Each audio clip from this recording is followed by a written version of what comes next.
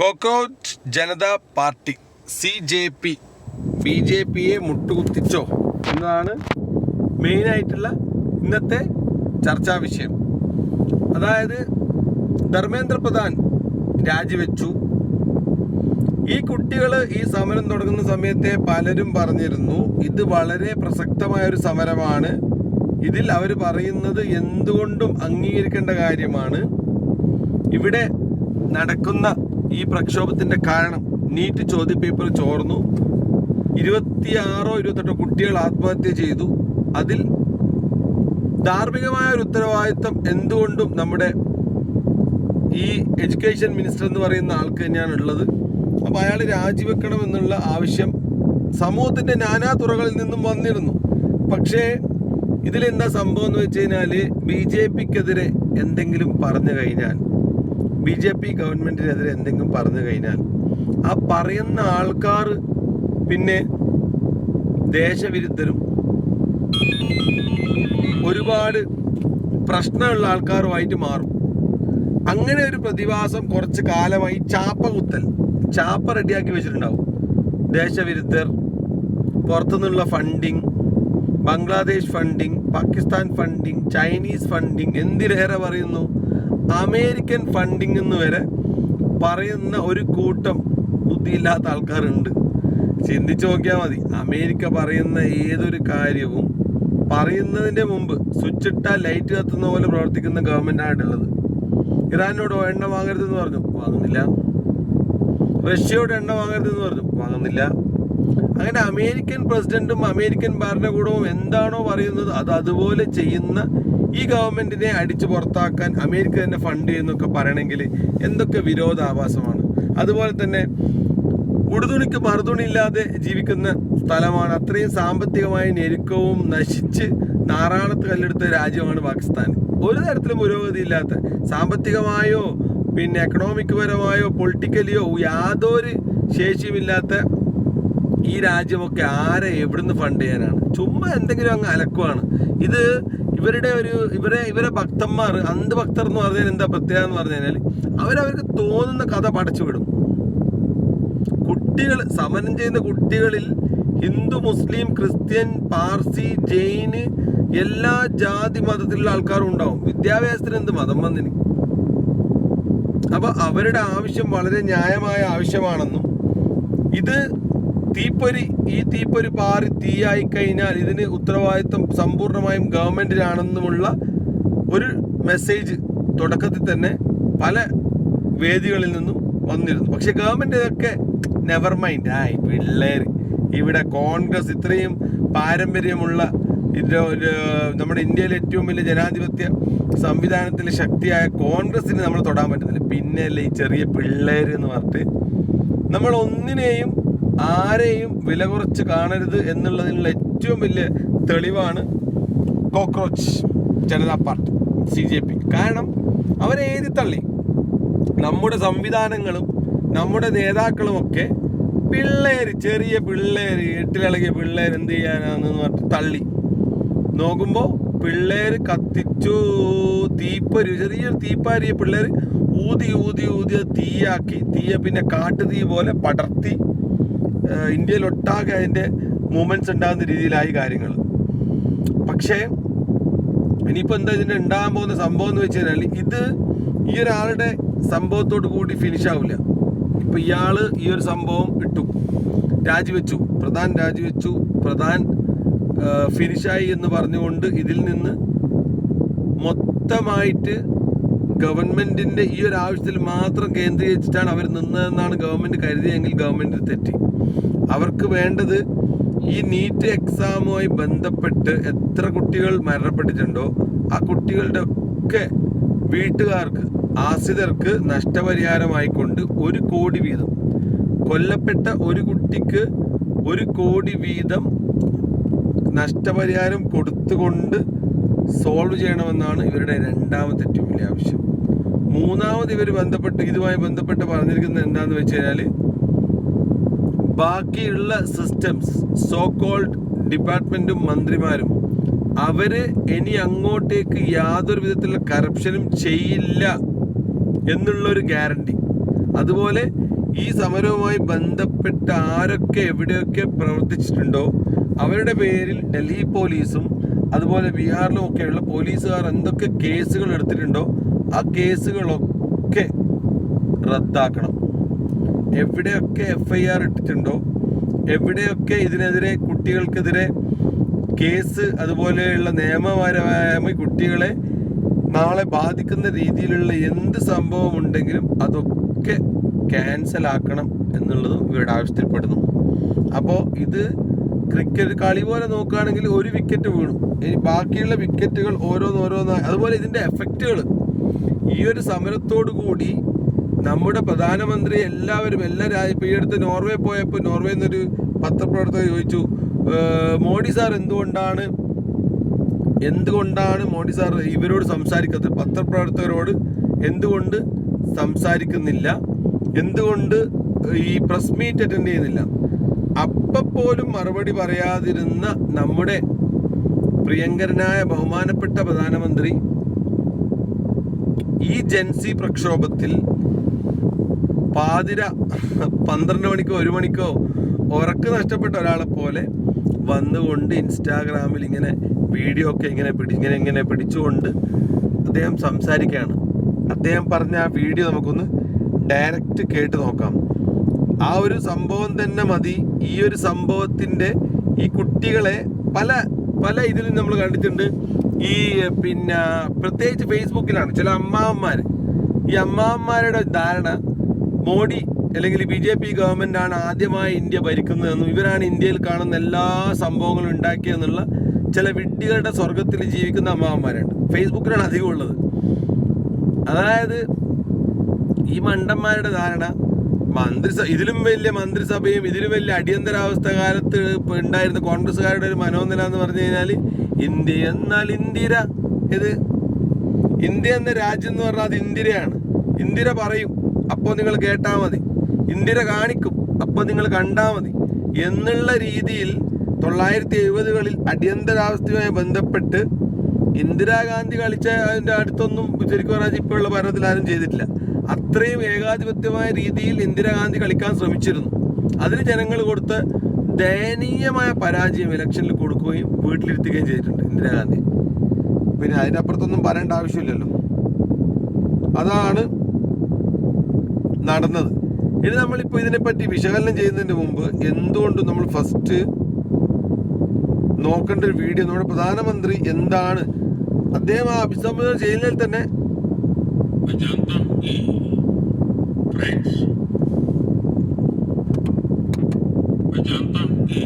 Friends എന്ന് തുടങ്ങുന്നത് paper leak ये कोई मामूली विषय नहीं है। लाखों विद्यार्थी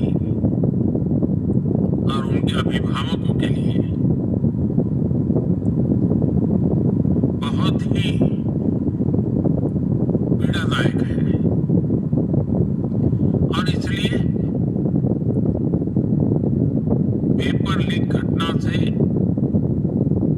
अब तक पिछले 2.5 महीनों में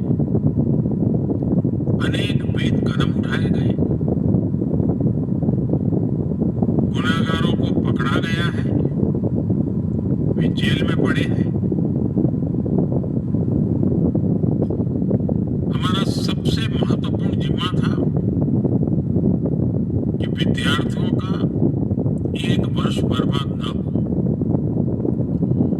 तत्काल परीक्षाएं लेना बहुत जरूरी था।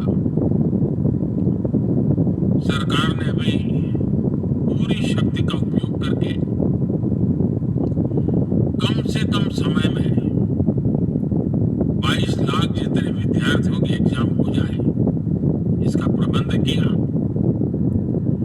और अभी 5-6 दिन पहले 19 तारीख को रिजल्ट भी आ गया और देश भर में उत्तीर्ण हो गए विद्यार्थियों की खुशियों की खबरें भी आ रही हैं, लेकिन हम वहां पर संतोष मानने वाले लोगों में से नहीं है और इसलिए വളരെ വളരെ പ്രസക്തമായ കാര്യങ്ങളാണ് നമ്മുടെ പ്രധാനമന്ത്രി പറഞ്ഞത്. അതായത് ഈ പേപ്പർ ലീക്കിനെ അങ്ങനെ ഒരു ചെറിയ വിഷയമായിട്ടൊന്നല്ല നമ്മൾ കാണുന്നത്, ഇത് വലിയൊരു വിഷയമാണ്. അപ്പോൾ അതുകൊണ്ട് തന്നെ ഇതിൽ ആരൊക്കെ പങ്കെടുത്തു, ആരൊക്കെ ഇതിൽ ഉണ്ടായിട്ടുണ്ടോ അവരൊക്കെ നമ്മൾ പിടിച്ചിട്ടുണ്ട്. നമ്മൾ എല്ലാവരെയും അറസ്റ്റ് ചെയ്ത് ജയിലിലിട്ടിട്ടുണ്ട്. ശരിയാണ്, വളരെ കറക്റ്റാണ്. അപ്പോൾ അതിൻ്റെ വേറൊരു പരീക്ഷ ഗവൺമെൻറ് അതിൻ്റെ എല്ലാ ശക്തിയും എടുത്തുകൊണ്ട് പുതിയൊരു പരീക്ഷ നടത്തുകയും ആ പരീക്ഷയിൽ റിസൾട്ട് വരികയും കുട്ടികളൊക്കെ വളരെ സന്തോഷത്തിലാണ്. അപ്പോൾ ഈ സമരത്തിൻ്റെ വലിയൊരു ആവശ്യമൊന്നും ഇല്ല എന്നുള്ളൊരു ഇതുണ്ട് അതിൽ. പക്ഷെ പ്രശ്നം ഇതൊന്നല്ല. ഇവിടെ ആവശ്യം എന്താണെന്ന് വെച്ചാൽ നീറ്റ് പരീക്ഷ, അതുപോലെ CBSEയുടെ ഉത്തര പേപ്പർ ചോർന്നത്, അതുപോലെ UGC എക്സാം, ഇങ്ങനെ 3 or 4 എക്സാമിൻ്റെ ചോദ്യപേപ്പർ തുടർച്ചയായി ചോർന്നുകൊണ്ടിരിക്കുന്നു. അതിനെതിരെ CBI അന്വേഷിക്കുകയോ ആളെ പിടിക്കുകയൊക്കെ ചെയ്യുന്നുണ്ട്. എന്നാലും ധാർമ്മികപരമായ ഉത്തരവാദിത്വം ഏറ്റെടുത്തുകൊണ്ട് പ്രധാൻജി രാജിവെക്കണ്ടേ? അതാണ് കുട്ടികൾ ആവശ്യപ്പെട്ടതും. പക്ഷെ നമ്മുടെ പ്രധാനമന്ത്രി നൈസായിട്ട് ഇങ്ങനെ കാര്യങ്ങൾ പറഞ്ഞങ്ങ് പോവുകയാണ്. അദ്ദേഹം ഒരിക്കലും വിഷയത്തിൽ വന്നില്ല. പ്രധാൻ എന്തുകൊണ്ട് രാജിവെക്കുന്നില്ല, പ്രധാൻ എന്തുകൊണ്ട് പോകുന്നില്ല എന്നുള്ള ക്വസ്റ്റ്യന് ആൻസർ ചെയ്യുന്നില്ല അദ്ദേഹം. ബാക്കിയെല്ലാം പറയുന്നുണ്ട് അദ്ദേഹം. അപ്പോൾ അതുമാണ് വിഷയം. അദ്ദേഹം എങ്ങനെയാണ് ഈ ഫസ്റ്റത്തെ അദ്ദേഹത്തിൻ്റെ ഇൻസ്റ്റാഗ്രാം റീൽ എങ്ങനെയാണ് അവസാനിപ്പിക്കുന്നത് നമുക്ക് നോക്കാം. फास्ट ट्रैक कोर्ट के लिए विभागों को निर्देश दिए थे। आज विभागों ने लगातार मेहनत करके देर रात मुझे मुसद्दा भी दे दिया। फास्ट ट्रैक कोर्ट और कठोर सजा के प्रावधान के साथ का ये मुसद्दा कल कैबिनेट में चर्चा होगी। कैबिनेट के साथियों के सुझाव के बाद उसका अंतिम रूप दिया जाएगा और सोमवार से संसद का दूसरा सप्ताह शुरू हो रहा है। तब जल्द से जल्द उस बिल को सदन में पारित कराने का प्रयास किया जाएगा। फ्रेंड्स, मैं जानता हूं कि സോറി, രണ്ടാമത് വീണ്ടും അദ്ദേഹം ഫ്രണ്ട്സ്, അത് ആദ്യം മുതൽ ഒന്നും കൂടി വന്നത്. ഇത് ഒന്നാമത്തെ വീഡിയോ, ഇത് ഫസ്റ്റ് വീഡിയോ. ഈ വീഡിയോ അതിൻ്റെ വേറൊരു വീഡിയോ കൂടി എന്നെ വിട്ടു തന്നിട്ടുണ്ട്. താങ്ക്സ് ഒക്കെ പറഞ്ഞിട്ട് വീഡിയോ കൊടുക്കുന്നുണ്ട്. അപ്പോൾ എന്ത് തന്നെയായാലും നമ്മുടെ പ്രധാനമന്ത്രിയെ കൊണ്ട് ഇങ്ങനെ ഒരു ഇൻസ്റ്റാഗ്രാമിൽ വന്നുകൊണ്ട് നേരിട്ട് ജൻസിയോട് നേരിട്ട് അദ്ദേഹം മറുപടി പറയേണ്ട രീതിയിലേക്ക് ഈ സമരം എത്തിച്ചെങ്കിൽ ഈ സമരം വിജയം തന്നെയാണ്.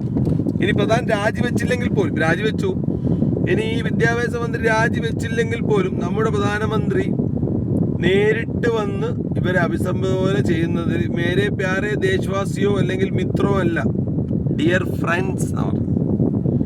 അപ്പോൾ അദ്ദേഹം അതിന് റെസ്പെക്ട് അറിയിക്കുന്നുണ്ട്. അദ്ദേഹം ആ പറഞ്ഞ മറുപടി. ഇത് ഫസ്റ്റത്തെ വീഡിയോ. രണ്ടാമത് അദ്ദേഹം ചെയ്ത വീഡിയോ വളരെ ഇൻസ്പയറിംഗ് ആണ്. आपसे मिलने का मौका मिल गया है। Thank you friends. कल देर रात आपसे मिलने का मौका मिल गया है। मैंने जो वीडियो पोस्ट किया था उसको जिस प्रकार से आपने रिस्पॉन्ड किया, सकारात्मक सुझाव दिए, थैंक्स टू एवरीबॉडी। ये आपका प्यार बना रहेगा, हमारा नाता और अधिक सक्रियता से जुड़ता रहेगा। थैंक यू दोस्तों, थैंक यू फ्रेंड्स। അപ്പോൾ നമ്മൾ അദ്ദേഹത്തിൻ്റെ ആ ഒരു ഇനീഷ്യേറ്റീവിനെ നമ്മൾ എന്ത് തന്നെയായാലും നമ്മൾ അപ്രീഷിയേറ്റ് ചെയ്യേണ്ട ഒരു കാര്യമാണ്. വളരെ നല്ലൊരു കാര്യമാണ്. അദ്ദേഹം താങ്ക് യു ഫ്രണ്ട്സ് എന്നാണ് പറഞ്ഞത്. ഇത് കഴിഞ്ഞിട്ടാണ് രാജിവെക്കുന്നത്. ഇന്നത്തെ അല്ല, ഇന്നലത്തെയും എന്നാമത്തെയും ഒക്കെ വീഡിയോ ആണ്. അപ്പോൾ ഇതിനൊരു പോക്ക് നമുക്ക് നോക്കുകയാണെങ്കിൽ ആദ്യം ഭീഷണിപ്പെടുത്തി നോക്കി. ഫസ്റ്റ് ഈ അഭിജിത് ദീപ്കെ ഈ ഒരു CJP തുടങ്ങിയിട്ട് അമേരിക്കയിൽ നിന്ന് ജോലി ഉപേക്ഷിച്ച് ഡൽഹിയിലെ ജന്തർ മന്ദറിലേക്ക് സമരം ചെയ്യാനായിട്ട് വരുന്നു എന്ന് പറഞ്ഞപ്പോൾ ഒരുപാട് ഭീഷണികൾ. ഞാൻ നേരത്തെ പറഞ്ഞ ചാപ്പയല്ല, ചാപ്പ ഒന്നാമത് കുത്തും, ചാപ്പ കുത്തിക്കഴിഞ്ഞ് രണ്ടാമത് പറയുന്നുണ്ട് ഭീഷണി. നിന്നെ വീട്ടിൽ കയറി കത്തിക്കും, നിന്നെ തട്ടുന്നൊക്കെ പറഞ്ഞിട്ട് ഈ അഭിജിത്ത് ദീപ്കെ വളരെ വലിയ ഇത്രയും ഭീഷണി കൊടുത്ത് എന്ന നിലക്ക് പറയുകയാണെങ്കിൽ പേടിയില്ലാതായി പോകുന്ന രീതിയിലുള്ള ഭീഷണിയായിപ്പോയി. മനസ്സിലായില്ലേ?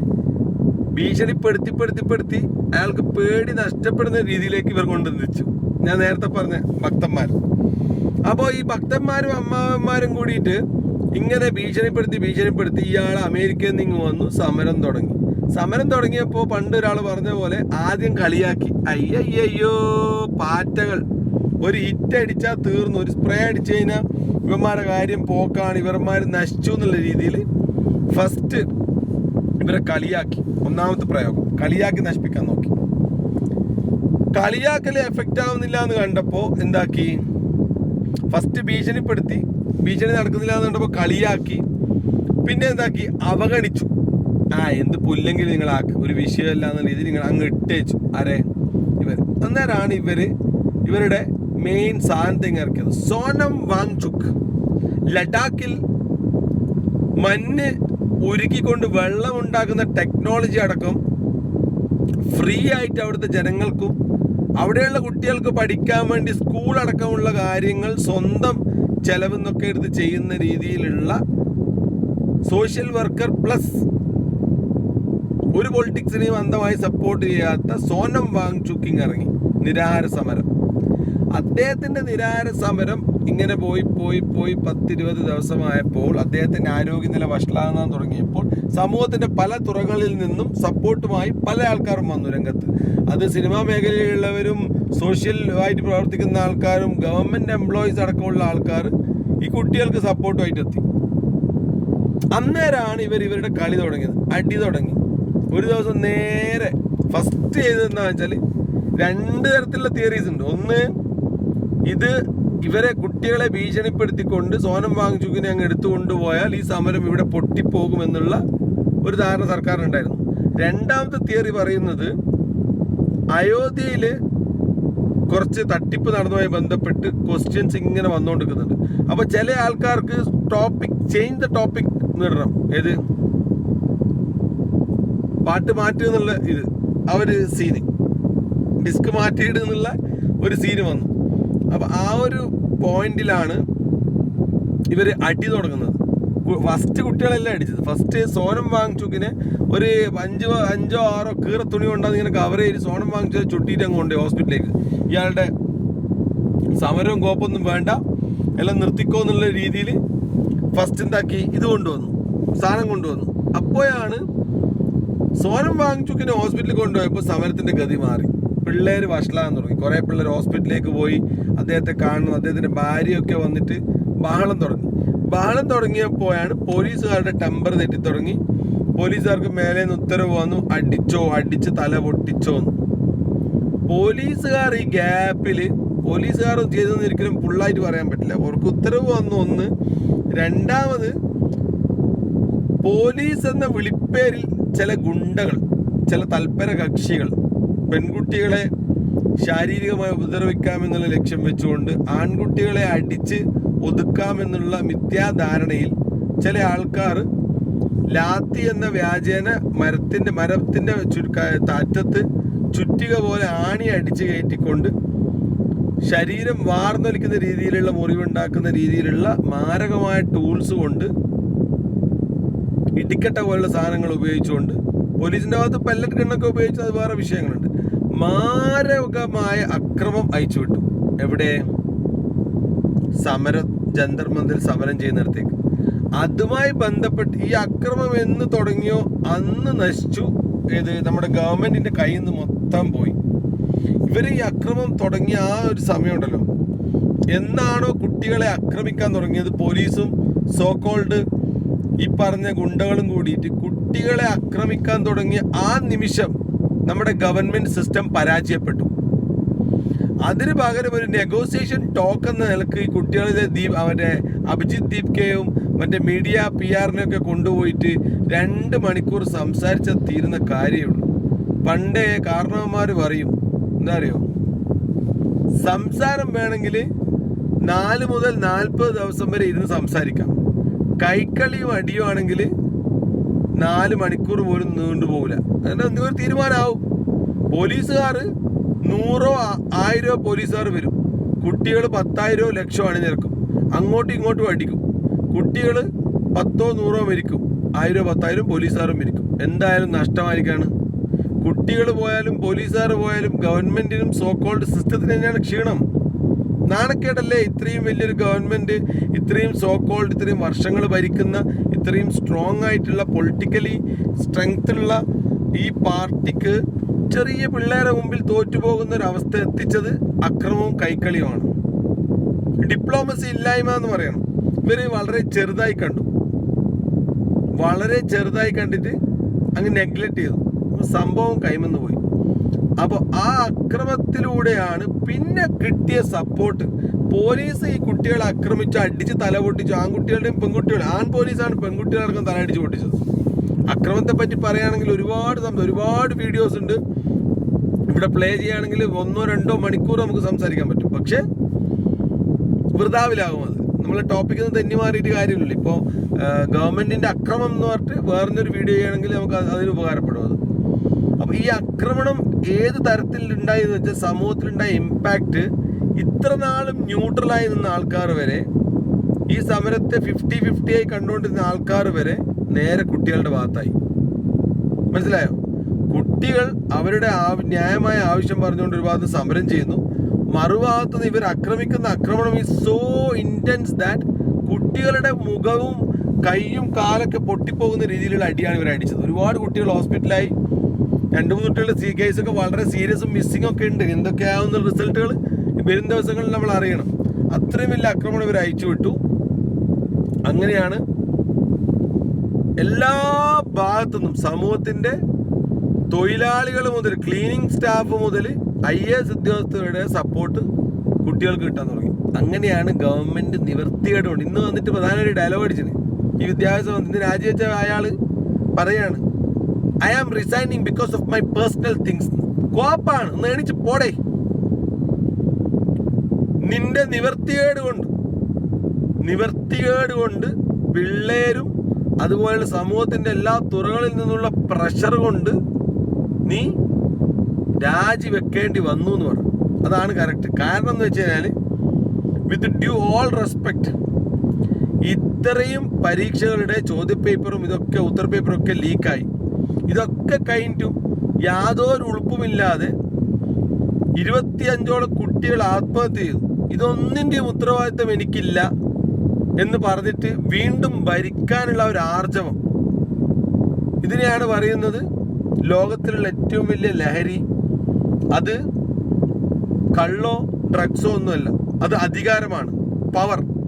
അധികാരം കിട്ടിക്കഴിഞ്ഞാൽ ആ അധികാരത്തിൽ കടിച്ചു തൂങ്ങി നിൽക്കുക. ഏത് വിധേനയും ഈ അധികാരത്തിന്റെ അപ്പക്കഷ്ണം കടിച്ചു തൂങ്ങി നിൽക്കുക എന്ന് പറയൂലേ. എന്ത് വന്നാലും, ആര് മരിച്ചാലും ആര് ചത്താലും വേണ്ടില്ല, ദീപസ്തംഭം മഹാശ്ചര്യം, നമുക്കും വേണം പണം. ആ ഒരു ലൈനായിരുന്നു ധർമ്മേന്ദ്ര പ്രധാൻജിയുടേത്. ഈവൻ പ്രധാനമന്ത്രി പോലും ചിലപ്പോൾ ആവശ്യപ്പെട്ടിട്ടുണ്ടാവും. പക്ഷെ ഇയാൾ പറഞ്ഞിട്ടുണ്ടാവും അതിന്റെ ആവശ്യമില്ല. ഇപ്പോൾ കുറച്ചും കൂടി കനക്കട്ടെ, അങ്ങനെ കുട്ടികൾ കരയുന്ന കുട്ടികൾക്ക് പാല് കൊടുക്കുക എന്നുള്ളൊരു സ്റ്റാൻഡാണ് ഇവിടെ ഇവർ കാണിച്ചത്. അത് എത്രത്തോളം മണ്ടത്തരമായി എന്ന് വെച്ച് കഴിഞ്ഞാൽ ഇപ്പോൾ ഇയാൾ രാജിവെച്ചോണ്ട് രക്ഷപ്പെട്ടു. അല്ലെങ്കിൽ ഈ സമരം വ്യാപിക്കുകയാണെങ്കിൽ ഈവൻ മന്ത്രിസഭയുടെ നിലനിൽപ്പിനെ പോലും ബാധിക്കുന്ന രീതിയിലുള്ള ഒരു സമരമായി മാറിയേനെ. സോ ഇപ്പൊ ഈ ഉണ്ടായ ടേണിംഗ് പോയിന്റ് വളരെ നല്ലൊരു പോസിറ്റീവ് എനർജി കൊടുത്തിട്ടുണ്ട്. ഈവൻ ഈ മന്ത്രിസഭക്ക് പോലും മുന്നോട്ട് പോകാനുള്ള ഒരു ശക്തി ഈ ഒരു രാജി കൊടുക്കും. കാരണം അല്ലെങ്കിൽ പിന്നെ ഇതിന് ഡിസാസ്റ്റർ വശങ്ങൾ എന്ന് പറയുന്നത് ഇങ്ങനെ തന്നെ മുന്നോട്ട് പോയ അടികൾ വരും, ക്ലാഷ് വരും, വീണ്ടും പോലീസുമായി ഇത് വരും. അങ്ങനെ വന്ന് നിൽക്കുമ്പോൾ എന്താവും, പ്രൊട്ടസ്റ്റ് ചിലപ്പോൾ പല രീതിയിലേക്കും പല ആംഗിളിലേക്കും രാജ്യത്തിന്റെ പല ഭാഗത്തേക്കും പോകും. അപ്പോൾ അത് നമ്മുടെ നാട്ടിലെ കുട്ടികൾക്കും തന്നെയാണ് മോശം. അപ്പോൾ ഗവൺമെന്റ് ഇപ്പോൾ എടുത്ത ഈ ഡിസിഷൻ ഇറ്റ്സ് വെരി അപ്രീഷ്യബിൾ. ഇനി ഇപ്പോൾ ധർമ്മേന്ദ്ര പ്രധാൻ അതുപോലെ നാളെ ഒരു മിനിസ്റ്റർക്കെതിരെ പറയുന്നു അയാൾ എന്തോ അഴിമതി നടത്തുന്നു. ഫോർ എക്സാമ്പിൾ നമ്മുടെ പിന്നെ പെട്രോളിയം മിനിസ്റ്റർ ആണോ, ഗഡ്കരി സാറാണോ, ആരാന്നറിയില്ല, ഈ എത്തനോൾ E20 കൊണ്ടുവന്നു, പിന്നെ E100 കൊണ്ടുവന്നു. അപ്പോൾ ഇതൊക്കെ അടിച്ചടിച്ച് പല വണ്ടികളും കേടാവുന്നുണ്ട്, പല വണ്ടികളുടെ എഞ്ചിൻ പോകുന്നുണ്ട്. ജനങ്ങൾക്ക് ഒരുപാട് രോഷമുണ്ട്. പക്ഷെ ഇവർക്ക് അറിയില്ല എങ്ങനെയാണ് പ്രതികരിക്കേണ്ടത്. കുട്ടികളെ പോലെ റോഡ് മാർക്കാൻ പറ്റില്ലല്ലോ. അപ്പോൾ അങ്ങനെയുള്ള കംപ്ലൈൻറ്റ്സ് ഒക്കെ വരുമ്പോൾ ആ ഗ്രീവിയൻസസ് നമ്മുടെ പ്രധാനമന്ത്രി തന്നെ അഡ്രസ്സ് ചെയ്തുകൊണ്ട് അത്തരത്തിലുള്ള പിന്നെ നമ്മുടെ തമിഴ്നാട്ടിൽ വിജയ് സാറ് പറഞ്ഞ പോലെ ജനങ്ങളുടെ പണം എടുക്ക മാട്ടേ. മനസ്സിലായില്ലേ? എടുക്ക മുടിയാതെ എടുക്കുന്നവനെയും എടുക്കാൻ വിടൂല. അതായത് ഞാൻ എടുക്കൂല, മറ്റുള്ളവരെ കൊണ്ട് എടുപ്പിക്കുകയില്ല. ഇത് നമ്മുടെ സ്റ്റീഫൻ നെടുമ്പള്ളി പറഞ്ഞ പോലെ ഈ ബിസിനസ് ഞാൻ ചെയ്യില്ല, നിന്നെ കൊണ്ട് ചെയ്യിക്കുമില്ല. ആ ഒരു ആറ്റിറ്റ്യൂഡ് നമ്മുടെ പ്രധാനമന്ത്രി കാണിക്കണം. എന്നാൽ മാത്രമേ കൂടെയുള്ള ചില കള്ളന്മാർക്കും അതുപോലെയുള്ള ഇത് അഴിമതി കാണിക്കാം എന്നുള്ള ബോധ്യം വന്ന ഐഡിയ ഉള്ള കുറച്ച് ആൾക്കാരുണ്ടെങ്കിൽ അവർക്കൊരു പേടി വേണമെങ്കിൽ പ്രധാനമന്ത്രി അത്രയും സ്ട്രിക്റ്റ് ആയിട്ടുള്ളൊരു നിലപാടെടുത്ത് മുന്നോട്ട് പോയാൽ മാത്രമേ ഇവന്മാർക്ക് പേടി ഉണ്ടാവൂ. അപ്പോൾ ആ ഒരു പേടി, ഇപ്പം ഞാൻ പറഞ്ഞ ഒരു കമ്പനിയിലൊരു എംപ്ലോയി, അവൻ സ്ഥിരമായി കമ്പനിക്ക് ഉപദ്രവം ഉണ്ടാക്കുന്നു, നഷ്ടമുണ്ടാക്കുന്നു. അപ്പോൾ അവനെ പുറത്താക്കണം. അവനെ പുറത്താക്കിയാൽ മാത്രമേ ബാക്കിയുള്ള എംപ്ലോയീസിന് ബോധ്യമുണ്ടാവുക ഇതൊരു കമ്പനിയാണ്, ഇവിടെ എന്ത് തോന്നിവാസവും നടക്കൂല, നാളെ എൻ്റെ പണിയും പോവും, ഇയാളെ പുറത്താക്കിയിട്ട് നാളെ എന്നെയായിരിക്കും പുറത്താക്കാൻ ഇവിടുന്ന് എന്നുള്ളൊരു പേടിയും ബോധ്യവും എല്ലാവർക്കും ഉണ്ടാവണം. അതുപോലെ തന്നെയല്ലേ മന്ത്രിമാർ. ഈ മന്ത്രിമാരായ ജനിച്ചപാട് മന്ത്രിമാരായിട്ട് പൊട്ടി വീണതാണോ? നോ. നമ്മളെന്ന് പറയുന്ന ജനങ്ങൾ വോട്ട് ചെയ്ത് നമ്മുടെ നികുതി പണത്തിൽ നിന്ന് ചെലവും അവൻ്റെയൊക്കെ വണ്ടിയും പെട്രോളും വീട്ടിലുള്ള പച്ചക്കറി വരെ അവൻ്റെ ചെലവ് മേടിക്കുന്നത് നമ്മളെപ്പോലെയുള്ള പൊതുജനങ്ങളുടെ നികുതി ടാക്സ് മണിയാണ്. അപ്പം നമ്മുടെ സേവകരാണ് ഈ സോക്കോൾഡ് മന്ത്രിമാർ. നമ്മളവരെ റെസ്പെക്ട് ചെയ്യും, നമ്മളവരെ ബഹുമാനിക്കും. അത് അവരുടെ സ്റ്റാൻഡ് അനുസരിച്ചിരിക്കും. അവരെന്ത് തോന്നിവാസവും കാണിച്ചാൽ അത് ഉൾക്കൊള്ളാനും അതിനെ ബഹുമാനിക്കാനും നമ്മൾ നിൽക്കേണ്ട ആവശ്യമില്ല. ആ ഒരു റൈറ്റ് ജനാധിപത്യത്തിൻ്റെ ഏറ്റവും വലിയ പവറും ഏറ്റവും വലിയ മനോഹാരിതയും അതാണ്. തെറ്റ് കാണിക്കുന്നവരെ ചൂണ്ടിക്കാണിക്കപ്പെടാനും അവരെ പുറത്താക്കാനും ഉള്ള ഒരു സംഭവം ജനാധിപത്യത്തിലുണ്ട്. അതുകൊണ്ടാണ് നമ്മുടെ രാജ്യം ഇന്ന് one of the best democracy ever എന്ന് പറഞ്ഞുകൊണ്ട് ഇവിടെ നിലകൊള്ളുന്നത്. അല്ലെങ്കിൽ നമ്മൾ കണ്ടതാണ് മറ്റു പല രാജ്യങ്ങളും ജനാധിപത്യത്തിന്റെ പല മൂല്യങ്ങളും തകർന്ന് തരിപ്പണമായി നമ്മുടെ മുന്നിൽ കണ്ടിട്ടുണ്ട്. നമ്മൾ പല രാജ്യങ്ങളും നമ്മുടെ നെയ്ബറിംഗ് ആയിട്ടുള്ള ഒരു വിലയുമില്ലാതെ തകർന്നത്. അതുപോലെയല്ല നമ്മുടെ നാട്. നമ്മുടെ നാടിന് അതിൻ്റെ അന്തസ്സുണ്ട്. ഡോക്ടർ അംബേദ്കർ എഴുതിയുണ്ടാക്കിയ all are equal before law എന്ന് പറഞ്ഞിട്ടുള്ള ആ ഒരു സംഭവത്തിൻ്റെ ശ്രേഷ്ഠത എന്നും നിലനിൽക്കണം. ഇല്ലെങ്കിൽ അതിൻ്റെ നിലനിൽപ്പിന് വേണ്ടി ഇപ്പോൾ നമ്മുടെ കുട്ടികൾ കാണിച്ചതുപോലെയുള്ള സമരങ്ങൾ ഇനിയും ഉണ്ടാകും. അതുപോലെ തന്നെ മാറ്റമില്ലാത്തതായി മാറ്റം മാത്രമേ ഉള്ളൂ. ഏത് മന്ത്രിയും ഏത് പാറിപ്പറക്കുന്ന കൊടി വെച്ചിട്ടുള്ള കാറിൽ ഓടുന്ന രാജാവും മാറും, ഇല്ലെങ്കിൽ മാറ്റും. ജനങ്ങൾക്ക് മടുക്കും, അല്ലെങ്കിൽ ജനങ്ങൾ മറക്കും. അപ്പോൾ ജനങ്ങൾ തന്നെ മാറ്റും. അപ്പോൾ മാറ്റം എന്നുള്ള സംഭവം മാത്രമേ മാറാതെ നിൽക്കൂ, ബാക്കിയെല്ലാം മാറും. ഇത് എല്ലാ രാഷ്ട്രീയക്കാരും എല്ലാ അമ്മാവന്മാരും മനസ്സിൽ വെച്ചിരുന്നാൽ ഭാവിയിലുള്ള ഇതുപോലെയുള്ള അടിപിടി നമുക്ക് ഒഴിവാക്കാം. നെക്സ്റ്റ് വീഡിയോയിൽ വീണ്ടും കാണും വരെ വണക്കം.